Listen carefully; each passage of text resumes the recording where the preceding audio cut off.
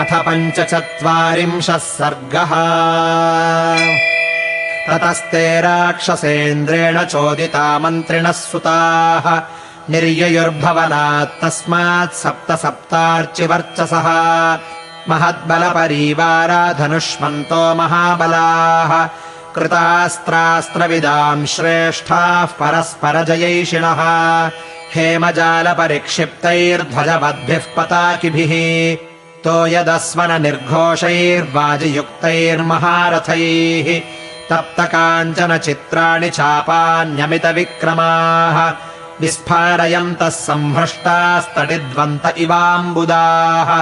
जनन्यस्तास्ततस्तेषाम् विदित्वा किङ्करान् हतान् बभूवुः शोकसम्भ्रान्ताः सबान्धवसुहृज्जनाः ते परस्परसङ्घर्षात् तप्तकाञ्चनभूषणाः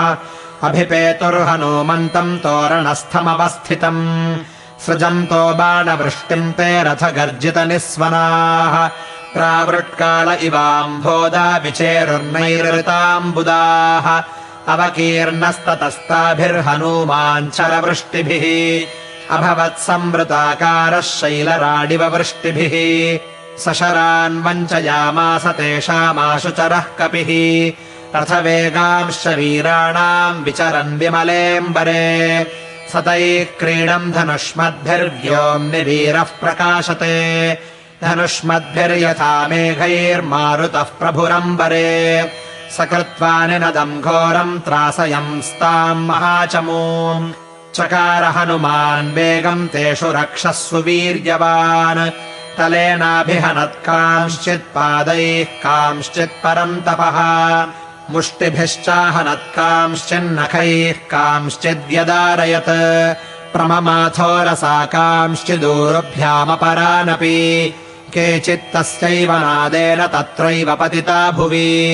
ततस्तेष्वपन्नेषु भूमौ निपतितेषु च तत्सैन्यमगमत्सर्वम् दिशो दशभयार्दितम्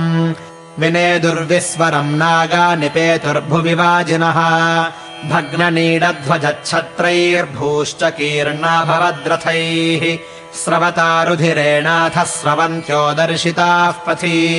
विविधैश्च स्वनैर्लङ्काननादविकृतम् तदा सतान् प्रवृद्धान् विनिहत्य राक्षसान् महाबलश्चण्डपराक्रमः कपिः युयुत्सुरन्यैः पुनरेव राक्षसैस्तदेव वीरोऽभिजगामतोरणम् इत्यार्षे श्रीमद् रामायणे वाल्मीकीये आदिकाव्ये